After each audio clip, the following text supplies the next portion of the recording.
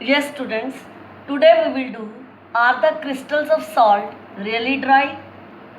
We know two types of salts, hydrated salts which contain water of crystallization. Example, copper sulfate crystals. It has 5 water molecules in it. It is also called blue vitriol. Ferrous sulfate crystals. It has 7 water molecules in it and it is also called green vitriol. We have done sodium chloride salt. Sodium chloride, it is dihydrated. It has 2 molecules of water in it. This is washing soda, which has 10 molecules of water in it. Then this is POP, it has half molecule of water in it. Now, they contain water molecules. We have to find out, are they really dry? So, we have anhydrous salts also. And anhydrous means not having water of crystallization. Water of crystallization is absent, like copper sulfate, ferrous sulfate, sodium carbonate, sodium chloride, etc. They are anhydrous salt. Now, what is water of crystallization? It is the fixed number.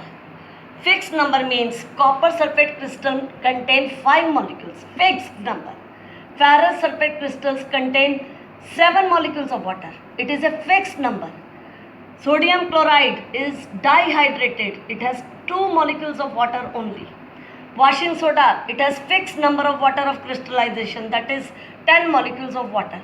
So fixed number of water molecules present in one formula unit of salt. It should be one formula unit of salt. Like copper sulfate, it is one formula unit of salt. Now there is an activity to show water of crystallization in copper sulfate crystals. Apparatus required are a test tube holder and a burner. Material required is copper sulfate crystals and water. Now look students, this is hydrated copper sulfate. Hydrated copper sulfate means it has 5 molecules of water crystallization in it. Look at its color also. It is blue in color. Let's heat the test tube containing copper sulfate crystals. When we heat it, we observe that the blue color of copper sulfate crystals, it changes white. This is because the 5 water molecules which are present in blue colored copper sulfate crystals, they will evaporate, leaving behind white colored anhydrous copper sulfate. What we have observed? We observed that blue color of copper sulfate crystals, it changes to white. Blue color changes to white.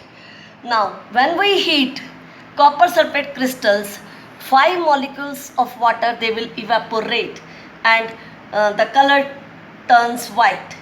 So, water droplets are also seen on mouth of test tube, which are formed by loss of water of crystallization. Now, add few drops of water in the test tube and blue color is regained. This is because this white copper sulfate, which has become anhydrous, when we add water in it, it regains blue color. It forms copper sulfate crystals. So result of this activity is crystals of salt, they are not really dry.